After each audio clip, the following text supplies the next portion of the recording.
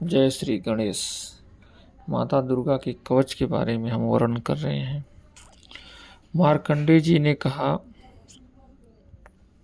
पितामह, जो इस संसार में परम गोपनीय तथा मनुष्यों की सब प्रकार से रक्षा करने वाला है और जो अब तक आपने दूसरों किसी के सामने प्रकट नहीं किया हो, ऐसी कोई साधन मुझे बताइए। मार्कंडेय जी ब्रह्मा जी से प्रश्न कर रहे हैं कि आप कोई ऐसा साधन बताइए जो आपने अब तक किसी दूसरे के सामने प्रकट न किया हो।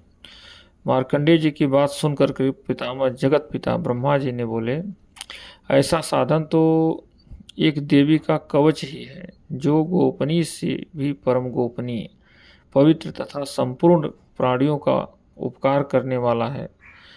हे मुनि, आप उसका श्रवण करो। देवी की 9 मूर्तियां हैं, जिन्हें 9 दुर्गा कहते हैं। उनके पृथक पृथक पृथक अलग अलग नाम बतलाए जाते हैं।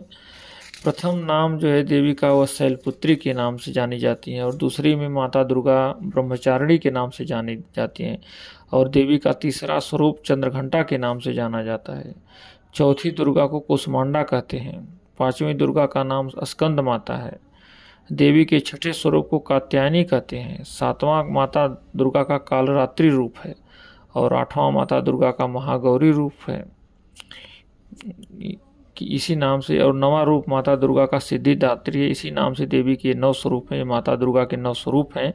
ये सब नाम सर्वज्ञ महात्मा वेद भगवान के द्वारा ही प्रतिपादित हुए हैं। जो मनुष्य अग्नि में जल रहा हो, रणभूमि में शत्रुओं से घिर गया हो, विषम संकट में फंस गया हो, तथा इस प्रकार भय से आतुर होकर जो भगवती दुर्गा के शरण में प्राप्त हुए हों, उनकी कभी कोई अमंगल नहीं होता। युद्ध के समय संकट में पड़ने पर भी उनके ऊपर कोई विपत्ति नहीं आती है, या कोई विपत्ति नहीं दिखाई देती है।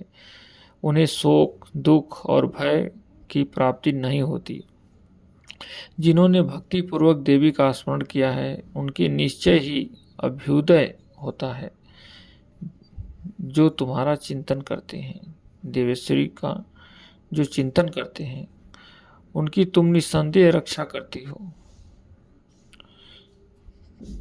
चामुंडा देवी प्रेत पर आरूढ़ होती हैं, वाराही भैंसे पर सवारी करती हैं, इंद्रिका वाहन ऐरावत हाथी है, वैष्णवी देवी गरुड़ पर ही आसन जमाती हैं, माहेश्वरी वृषभ पर आरूढ़ होती हैं, कौमारी का वाहन मयूर है, भगवान विष्णु की प्रियतमा लक्ष्मी देवी कमल के आसन पर विराजमान हैं और हाथों में कमल धारण किए हुए हैं। वृषभ पर आरूढ़ ईश्वरी देवी ने श्वेत रूप धारण कर रखा है।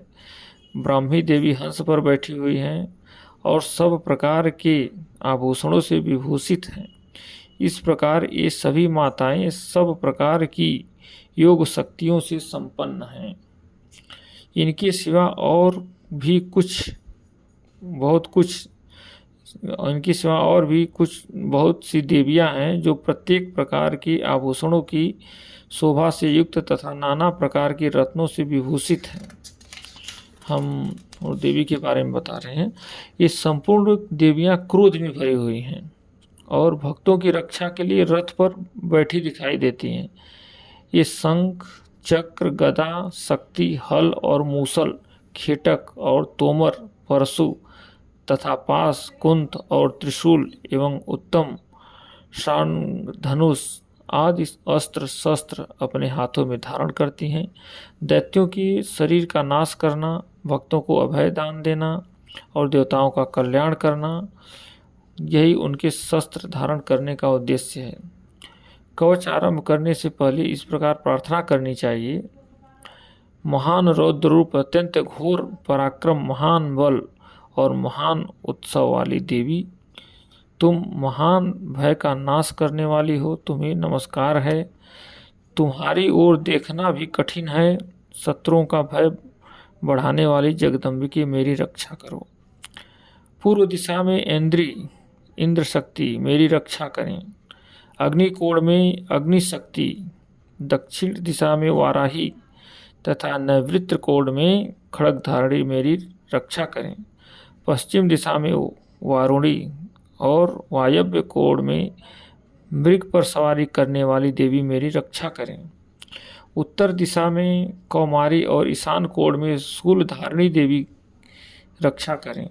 ब्राह्मणी तुम ऊपर की ओर से मेरी रक्षा करो और वैष्णवी देवी नीचे की ओर से मेरी रक्षा करो। इस प्रकार 100 को अपना वाहन बनाने वाली चामुंडा देवी 10 हाथों से मेरी रक्षा करो।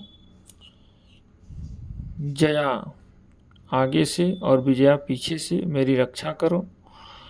वाम भाग में अजिता और दक्षिण भाग में अपराजिता रक्षा करें। उद्योतिनी शिखा की रक्षा करें। उमा मेरे मस्तक पर विराजमान होकर रक्षा करें। ललाट में मालाधारी रक्षा करें, मालाधरी रक्षा करें और यशस्विनी देवी मेरी भौहों का संरक्षण करें। भौहें के मध्य भाग में त्रिनेत्रा और नथनों की यम घंटा देवी रक्षा करें। दोनों नेत्रों के मध्य भाग में शंखिनी और कानों में द्वारवासिनी रक्षा करें। कालिका देवी कपोलों की तथा भगवती शंकरी कानों की मूल भाग की रक्षा करें। नासिका में सुगंधा और ऊपर की ओठ में चर्चिका देवी रक्षा करें। नीचे की ओठ में अमृत कला तथा जिह्वा में सरस्वती देवी रक्षा करें। इस प्रकार देवी का आवाहन करने का और आगे की कथा हम अगले भाग में बताएंगे।